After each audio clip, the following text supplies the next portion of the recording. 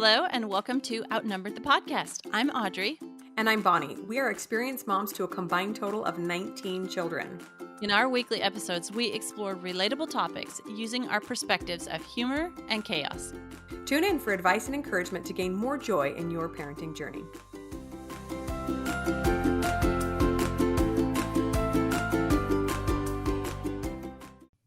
Hello, friends. Welcome back to Outnumbered. We are gearing up to talk about a kind of icky subject, but it needs to be addressed, especially right after Christmas when so many kids are rolling in the toys and the plethora of things and feeling like they're on top of the world. And that is entitlement, like how to not raise bratty little children.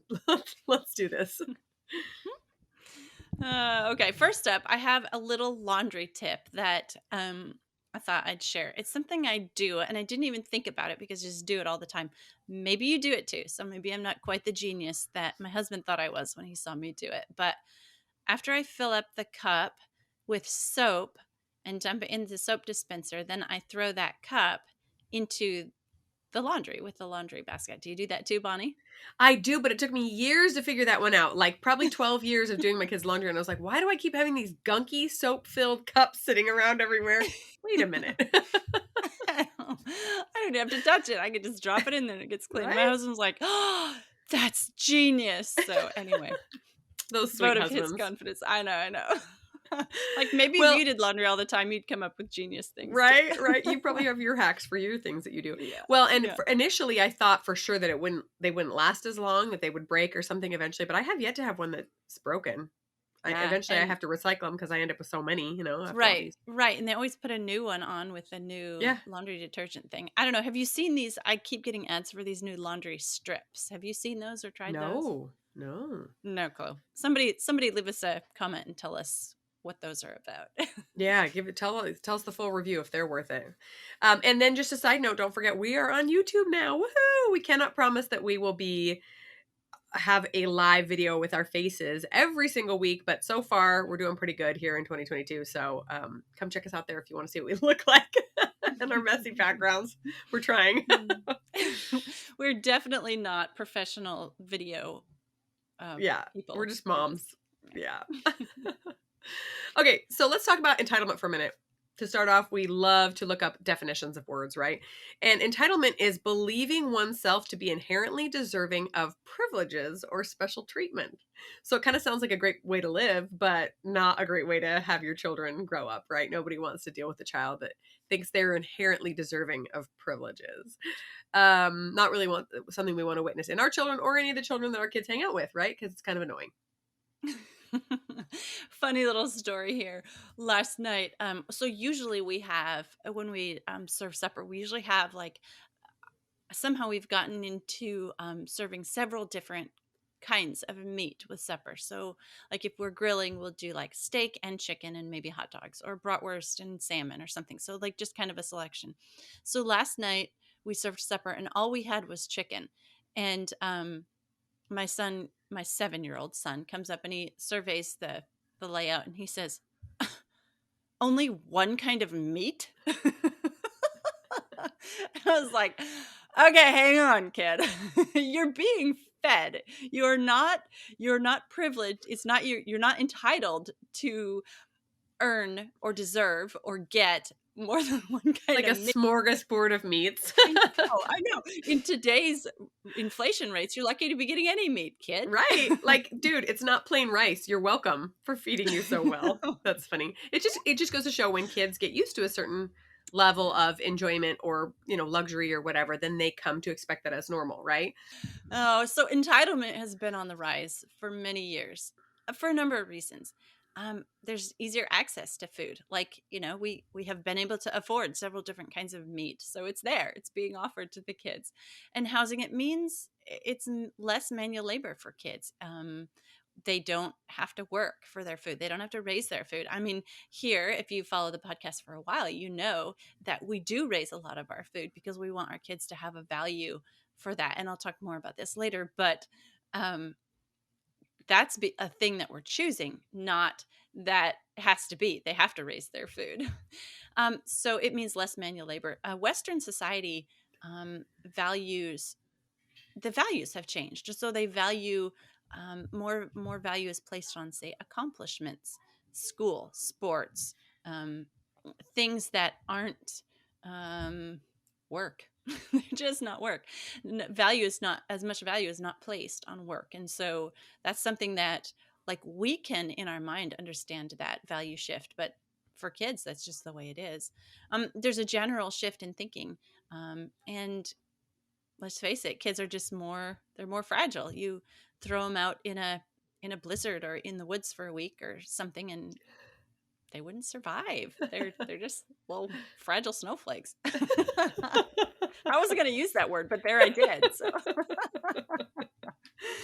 uh, Yeah, you think about 100, 150 years ago, if a kid grew up knowing nothing more than how to run a household and, grow a garden and raise meat to eat and everything, he'd be a pretty successful farmer or rancher, right? And people would think that he was a good catch. Nowadays, you're like, oh, so you're just a hick then. You don't have any education, like we just value this higher level of education and of more of finer things that are not necessarily connected to manual labor. Not necessarily a bad thing. I mean, I love that we don't have to like dig in the dirt all day for our survival, but it does mean that kids often get to the point where they feel like things come from nothing, right? They don't see the back end of the work, especially because kids used to be, in an agrarian society, kids were very connected to where the money came from, where the land, right? And they would see their parents work the land. Whereas now, my kids don't even know what my husband does. I mean, the big kids do, but haven't even been to his office. They don't understand the work that goes into bringing home the money to feed the children, etc. So, just a different lifestyle. I also feel like there's this attitude of appreciating and valuing mediocrity, like the participation medal trend going around, right? Like, why are we giving every child on a team a medal so that they can avoid feeling bad about not winning? Like, is that really the best use of our funds? Like, to just hand out medals just so they don't feel bad? It's like, but isn't failing and not winning part of life and just something we should adapt to? Makes you think a little bit. Reality TV or showing celebrities on social media, these ridiculously unrealistic lifestyles, and then this never-ending competition on Instagram and other social media platforms just have kids going, oh, well, there's this new iPhone out, I want one. Well, there's this, they have this thing, I need that. And you're like, nope, need is not the word I'm looking for. I was recently reading a sample of the book The Coddling of the American Mind. I haven't read the whole thing yet, but it is fascinating. Highly recommend that if you want to kind of help yourself learn why we've come to this place and how to shift your mindset in raising kids that aren't entitled. yeah, it's kind of just become a general malady. Like, we kind of see it as a good thing that we can afford. We live a life of plenty. We can afford to give our kids the things they ask for. So how do we do that? How do we give them the good things that they want and that we want to give them without raising entitled, spoiled brats? Adults that nobody wants to be around because, yeah, and I think it starts, I mean, like, there's so many layers here. You guys know this isn't a political podcast, but our government, by handing out money, is contributing to this, by just giving things to people without any work being involved. Yeah, and I've thought about this multiple times. Like, can you imagine how painful it would be to get to a place financially where you couldn't feed your children or where you couldn't give them the things that they needed? That would be so painful to watch. But I would argue that it's almost just as hard to have the things that your children want and not give it to them because it's not good for them. Like, that is a difficult thing to do, to have the money to buy your kid the latest iPhone and say, no, I will not do that because it's going to ruin you. You have to work for things. You have to learn the value of them. So it's just a kind of a different side of the same coin of struggling to give your children the life that is best for them. And that might mean withholding some things. Yeah, we think about it, as far as, like, so we can afford to buy our kids candy bars, right?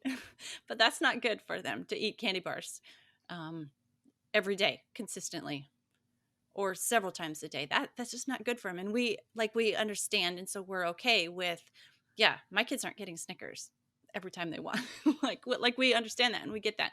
But it's hard, I think harder for us to translate that into when they want things that are also maybe not good for them, like, say the latest iPhone, since we're using that for an example, and they want it, and they can give us some good reasons why they think they should have it. And one thing I kind of always go back to is like food, shelter, clothing. Okay, nope, iPhone doesn't fall into that. So they're entitled to food, shelter, clothing, and then iPhone's not in there, so kind of like start I'm perfectly okay with going back to the baseline Yeah. of what is really necessary and what's not. Right. Like, is the government going to take your kid away if you say no to this thing? No. So you can't say no to clothes. You can't say no to food. You have to give them that. I was also thinking that, you know, when our parents were growing up, healthy food was the cheaper food, right? And now it's flipped. In order to feed your children healthy organic food, it's often more expensive than just a box of Kraft macaroni and cheese. And so, have we switched in that way in learning how to feed our children? Probably most of us have gone, we're going to pay a little bit more for this good produce because I know that that's better for my children than just feeding them microwave dinners, right? So that's an interesting metaphor to translate into possessions as well, right? Just because we can afford it, or it's cheaper than, something that's more valuable to them, a college education, then doesn't mean it's, better to give them.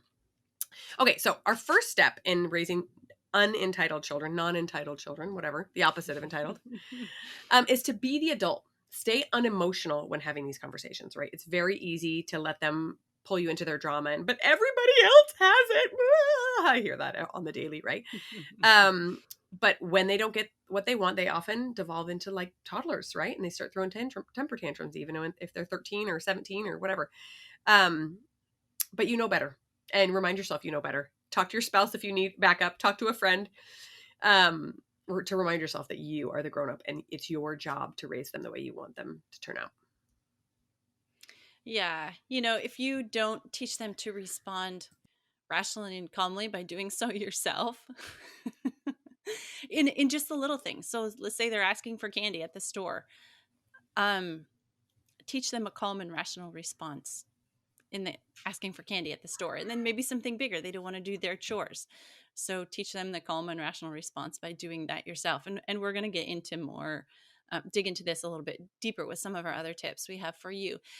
So how does this teach them not to be entitled? It's when we deny ourselves of maybe we want to respond in a way that's emotional and frustrated, and maybe like that. So just in the very act of denying ourselves the first response that comes to us, we're teaching them, like through example as well, that denying yourself is like the adult thing to do. So next time you want, fill in the blank, or you feel like you're entitled for whatever this thing is, you can maybe learn to deny yourself too, because you've seen your parents denying themselves, even in the first response or the emotion that might, I mean, kids know when you're frustrated or you don't want to give them something. So they also know when you've denied that response and you're responding calmly, unemotionally, in a rational manner to them. They can sense that too.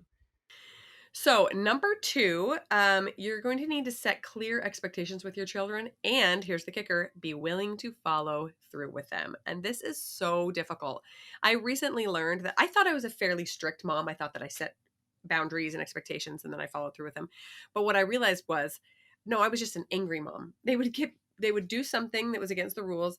I would rant and rave about it, and then I would go away. And there was like no real follow through with the consequences. It was just me ranting and raving. And that's how I was feeling better about the fact that they made these mistakes. I'm going, where is their motivation to change? They don't have any. They don't really care if mom's ranting and raving. Like, okay, yeah, it's kind of annoying to listen to for a while. And then they move on. So instead, when I work on staying unemotional and rational and say, shoot, it's really too bad that you threw the temper tantrum in the checkout line like we told you not to do, that means you can't come to the store with me next time. I'm sorry, that's too bad.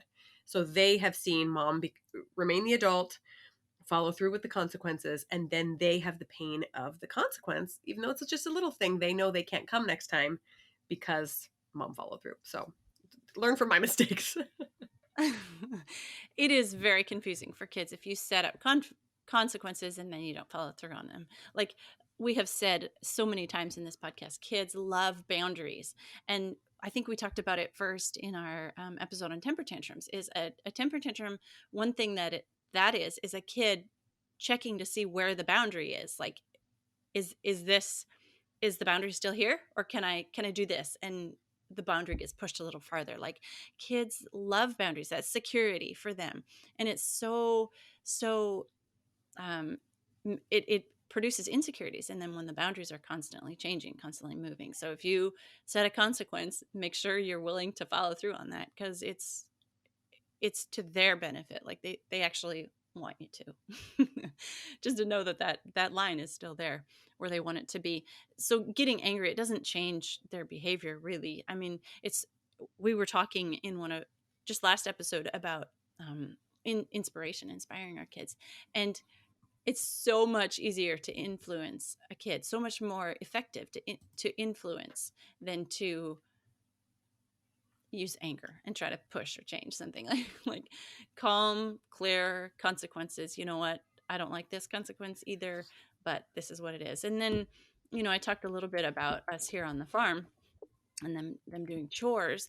And so consequences can be vital. Like, for example, if you don't do your chores and a rabbit doesn't get its water and it perhaps dies because of the heat stroke, that's a pretty big consequence. Like, you had the power to through your chores, through your responsibility, through learning this, you had the power to help another being stay alive or not. I mean, that's just so black and white on the consequences. And not like I'm letting my little kids, run out there and forget to feed the animals or something. Of course not. But, maybe it's not quite as drastic as that. Maybe, oh, I think I've shared this example before. You forgot to give the dog water and it was really hot and the dog went 2 hours without any water. So now you're going to go 2 hours without drinking water. Okay. So when you say that, of course, all you can think about is that you're thirsty and you want to drink water. No kid is going to die in an air conditioned home without drinking water for 2 hours, but really that's all they can think about. And so it really does work on that. So they start thinking, I am entitled to have water. I deserve this water. Like, mom's so mean not giving me this water. But if it's connected to, definite consequences, your dog went 2 hours without water, so you get to go 2 hours without water. Like, it just really does something for them to kind of step into the shoes of someone or something else. Yeah, about the boundaries that you're talking about, it's such a powerful lesson and one that we forget about because we just want our children to not suffer, right? It's so hard to watch your children suffer, even if it's some suffering that they brought on themselves, and to remain the adult and tell yourself, no, this is the growing process where they learn. But I know I've shared this before on the podcast, but I love this metaphor of boundaries. When you get into a roller coaster seat and you pull down the safety security belt thing, what's the first thing you do to it? You push back on it, right? And are you hoping that it fails? No, you're hoping it stays. You're pushing back to make sure that it's secure, because if I'm going to do a loop-de-loop, I want to make sure I am in here tight, right? And that's exactly what kids do. They push back on boundaries all day long because they want to know the size of their box. They want to know the size of their boundaries. How far can I go? And it's not because their life is so miserable because you've given them these boundaries. It's because that gives them safety and security.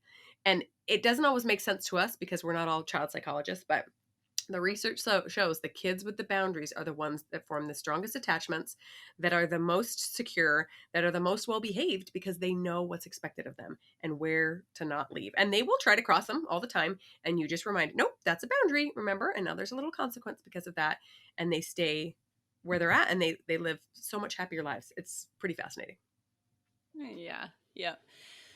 All right, moving on to number 3. Don't give your children something for nothing. We talked about this a lot, the way that we handle this, especially with our older children, in quite a few of our past episodes. Um, I think one good one to refer you to for teens is preparing to launch, how we do that. But so, for example, let's say it's time for a kid to have a phone. How we handle that at our house is that the kids have to, in order to, have a phone, they have to be able to afford the monthly payment on the phone. Same thing with a car. If they have a car, they have to be able to afford the monthly insurance. So it's not like, oh, you're my kid. Here's my car. Here's the keys. Try to try not to wreck it or something. But there's definite connection to this isn't free. Like, you think about it this way. just because you're my kid living in my house, like, would I just hand the keys over to the neighbor kid, the next door neighbor? No. So what makes you think you're entitled to my keys to my car just because you're my kid? It's not a right just because you live here and you came out of my body. Sorry.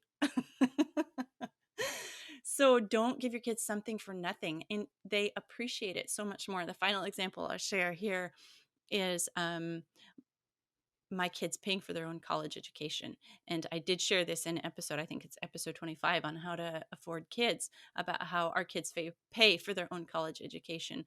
And my kids, I think I've shared this before, that they go into those college classes and they sit down and they look around and they are just astounded at the behavior of the other kids, because they come to the conclusion these kids are not paying for their own education because they're not taking it seriously. It's just like they're entitled to be there and get a degree or whatever. It's like, yeah, mom and dad are paying this, or whatever. But that's that's the final example I wanted to share about. If they work for it, they appreciate it. Absolutely. Yeah. And studies have shown that over and over, that the kids who pay for their college or their trip around the world or whatever it is value it so much more. And that's hard because those are big ticket items, and we all, if you work through college, sometimes it requires holding down a job and doing college classes and, all the things that come with that. But man, the character that builds is huge, right? So this applies to so many other areas as well. That, as I was thinking about this, not just in regards to money or gifts, it applies to replacing broken belongings. When's the last time your kid broke something because he was careless, and you just went out and bought a new one? What's that teaching him, right? Well, if I'm careless, mom will take care of it. It's okay, right? Or you mentioned cars or insurance, so those big ticket experiences that kids want. Like as soon as they become teenagers, well, the school band is going to Europe. All right, how are you going to come up with the $2,000 then? Because that you're getting this amazing trip. Why is it coming out of my pocket? It should be something you work for, right? What about giving your kid a ride somewhere every time they ask for it, right? I mean, yeah, sure, they are entitled to a ride to school and to the doctor's office, but to a friend's house every afternoon, or halfway across town because they just really want to go shopping. Like, start thinking about the things that you do for your children day in and day out, and find experience or opportunities for them to earn those things so they understand the value of them. Even small children can learn to earn things like playing with friends. So my kids are not allowed to go out and have like play dates or play with someone other than the neighbor kids just down the street, unless they have earned it in some way, because I'm going to either have to create some sort of a ride for them or take time out of my schedule to get them there and plan it with the mom. Or even a trip to the zoo, right? What can the kids do to earn something big like that, especially if it's going to cost you money? A new bike. Like sometimes bikes wear out, which I get that, but they've had all this enjoyment, and a bike is not an essential thing. It's a really fun thing, but how can they pitch in towards replacing that? Or what about something essential like shoes or clothes, but they were bad stewards? They left their shoes out in the rain and they got ruined. Then what? Do you just go buy new ones, or do you allow your children opportunities to replace them? Yeah. Or wear their mud boots when they're wet to do chores because they Uh, left them out in the rain. Sorry, you can kid. tell we have lots of Yeah. experiences of children breaking or losing or damaging things, right? And what do we do about it? Yes, yes, yes. So, one thing we have found is that the reward of accomplishing something is enough. That feeling of accomplishment, that great, I mean, you know that feeling because you felt that too. That's enough. There doesn't have to be an additional reward or prize or experience or, money or something.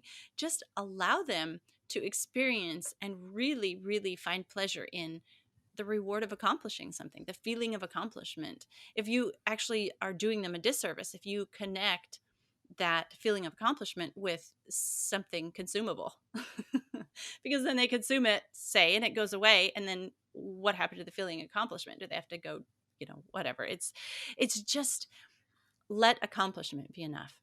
Producing something is so, so satisfying. Like producing something that, like, if you do chores and weed the garden, and then there's nice cucumbers to eat and you get to eat them, that's a really cool reward. I don't have to take you skating because you weeded the garden for me.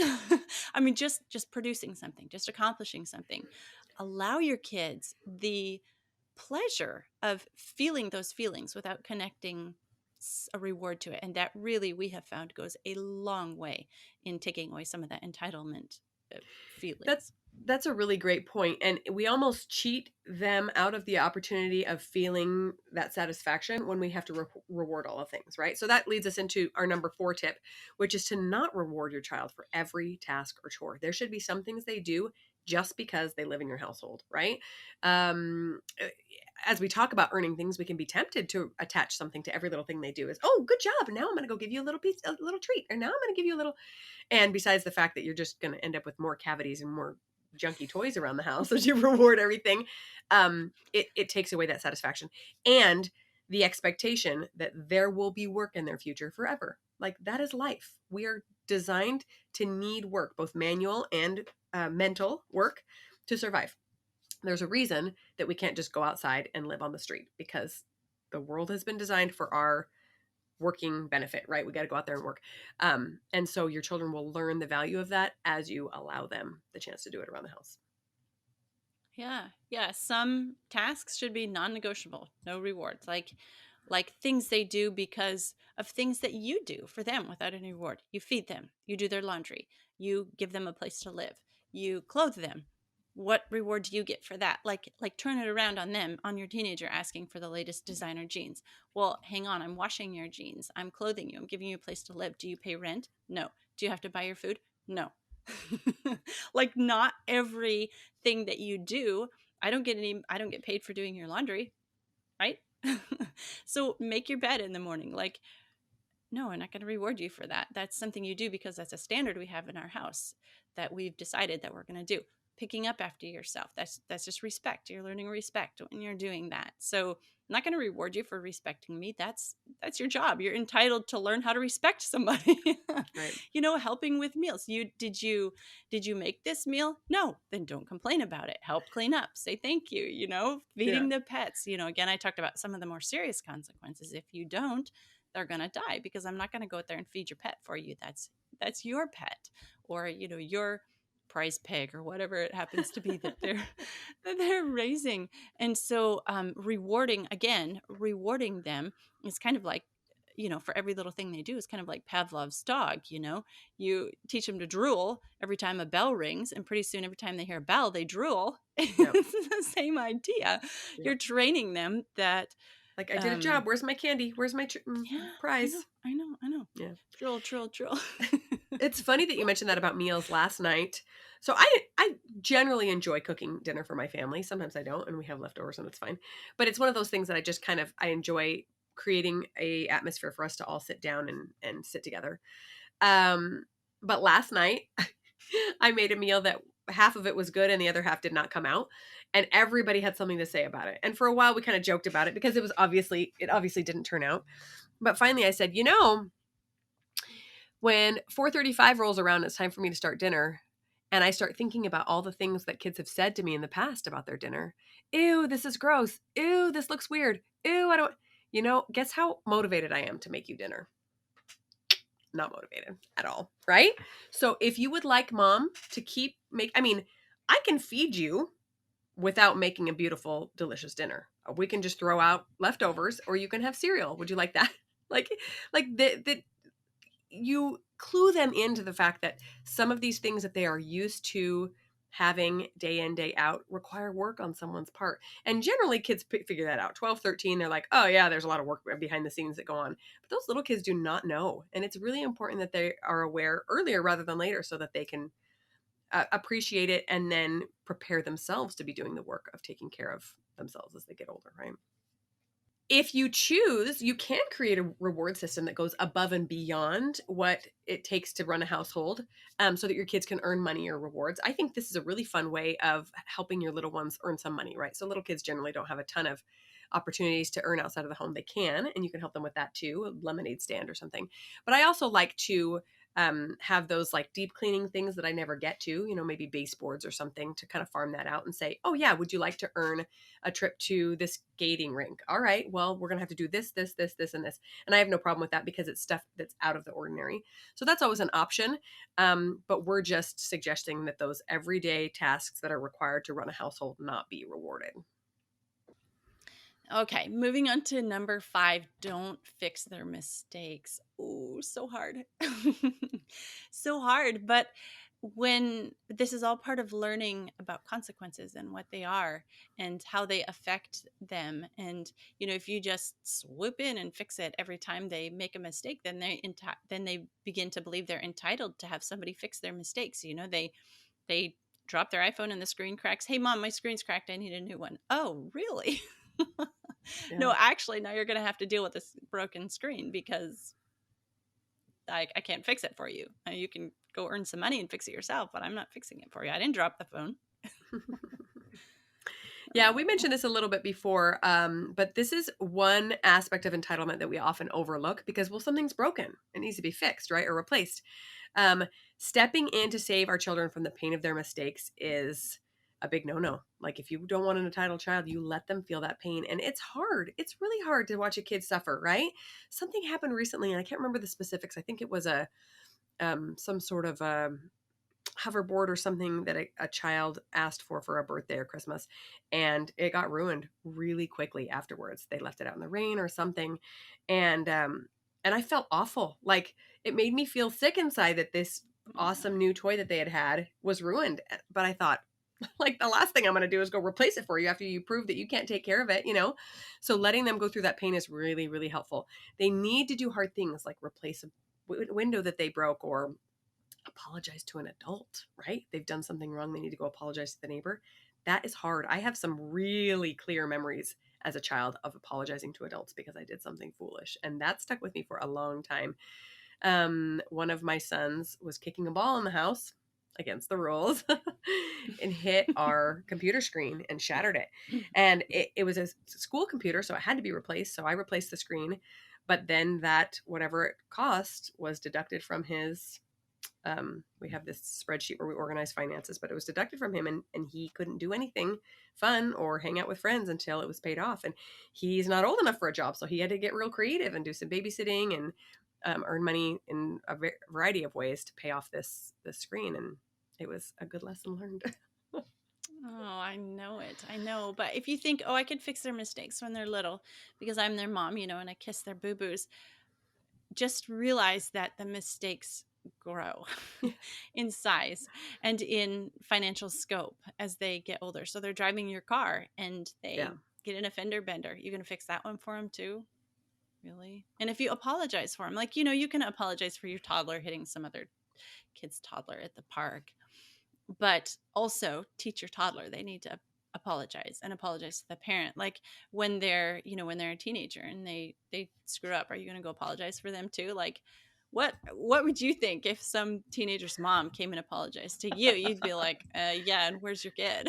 Uh-huh. Yep. Yeah, so it's like just this, like, going back to what you said about building character. People make mistakes in life, nobody's perfect, mistakes have to be fixed. So it's a skill that you're actually giving them the gift of having to fix their own mistakes, is if you let them start learning that early. um, it's hard. I mean, I'm stuttering and stammering over here because it's hard as a mom. That's like, we're the fixers, like we kiss the boo-boos and make them We better, don't want to see but them in pain, for sure. I Yeah. know. That's hard. Yeah, I Yeah. know it. And then watching your kid make mistakes is really hard when you know how the end of something is going to come out Yeah. and you watch them make that mistake and you're just like, oh my goodness. Sometimes even letting them make those mistakes that, not just, not fixing them afterward, but letting them go into that experience that is going to have to be fixed. Whew, that's a hard one too. Yeah. Yeah. One thing that's helped me is to envision, like, I think we all have examples in our lives of adults who were clearly raised fairly entitled because they act that way as adults. Think of those examples the next time you have to let your kid sit with his pain for a little bit and just think, that is what I'm avoiding. I'm avoiding him being that guy in the office that never cleans up his mess, is rude to people, and never apologizes and never takes responsibility because he was not taught as a young child, right? We do not want our children to turn out like that guy.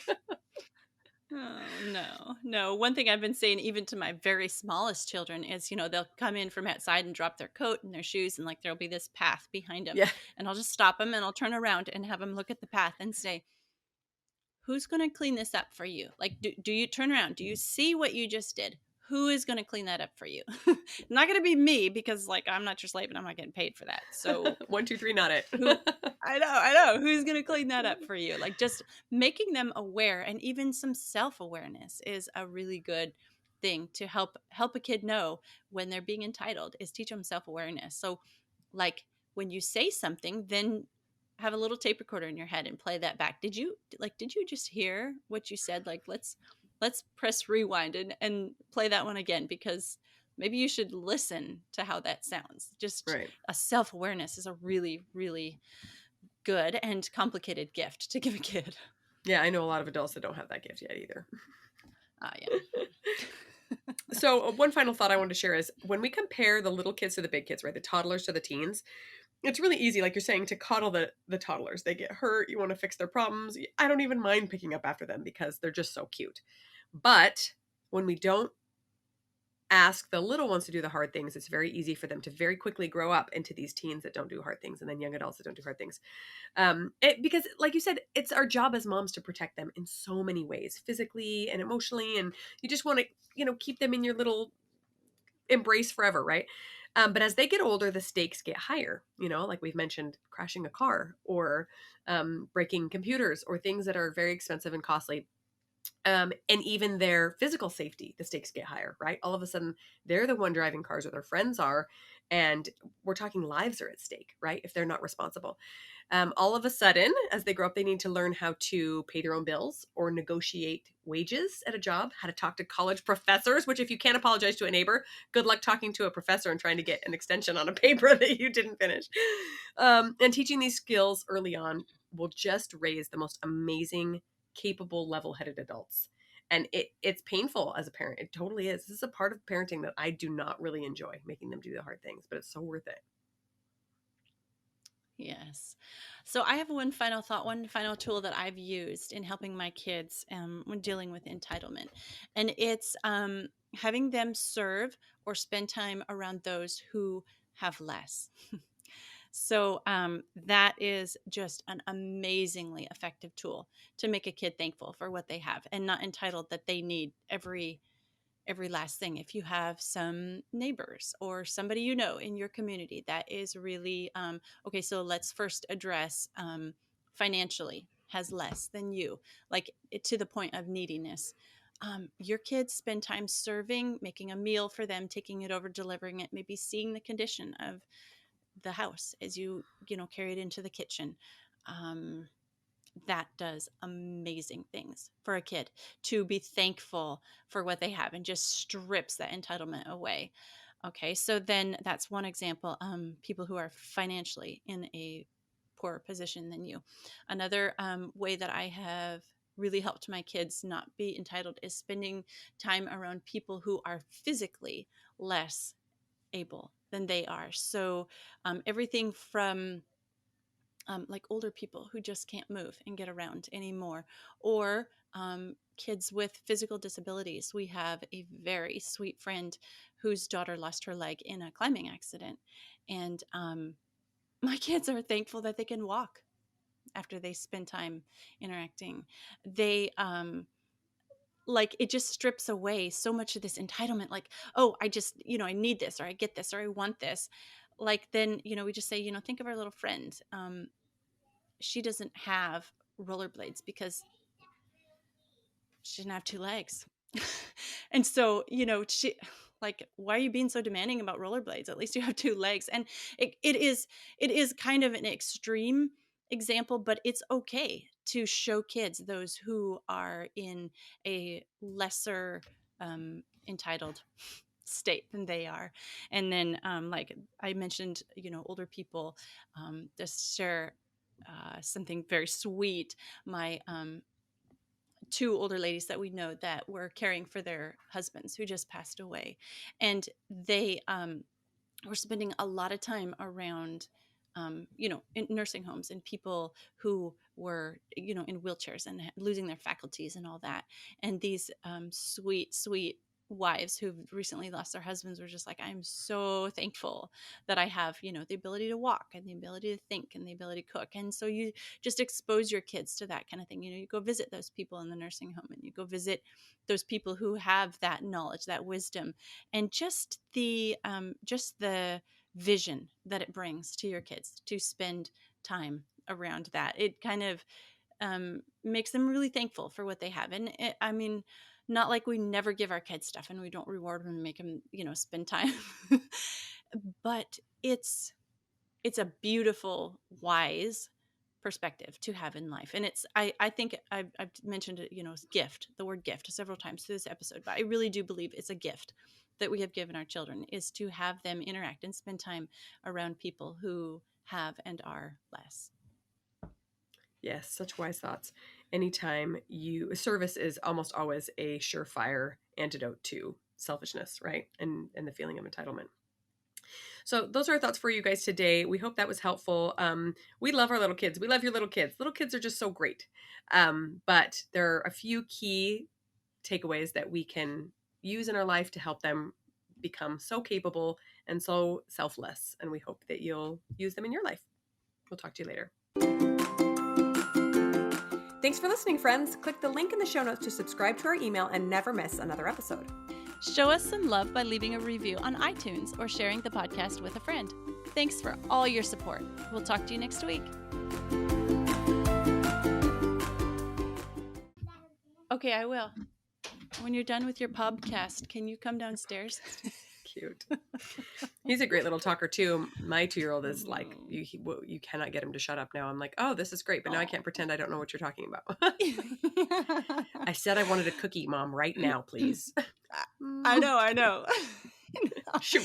Sometimes I know he's such a clear talker. I can't say. In the past with some kids, they'll say something inappropriate to a stranger or something. I'll be like, yeah, right? I'm sorry, I didn't understand him either. I know, but when they're a clear talker, I'm like, I know. You know what he said? Actually, so he's been picking up naughty words, of course. And the other day is my 4-year-old is the worst. She picks up everything around the house and parrots it. And I'm like, you guys, I'm going to give you all soap if she says these words anymore. And some of it is stuff that that a teenager's going to say, like, big deal, shut up or something. Yeah. But my 4-year-old cannot say. Anyway, she said something and he turned to her and went, Alice, that's a bad word. Like, now he's calling her out on it because even he knows you're not supposed to say these words. I don't know what her problem is. Oh my goodness. That's She's so like cute. I mean, it's adorable, but not when they're, 13 and a potty mouth.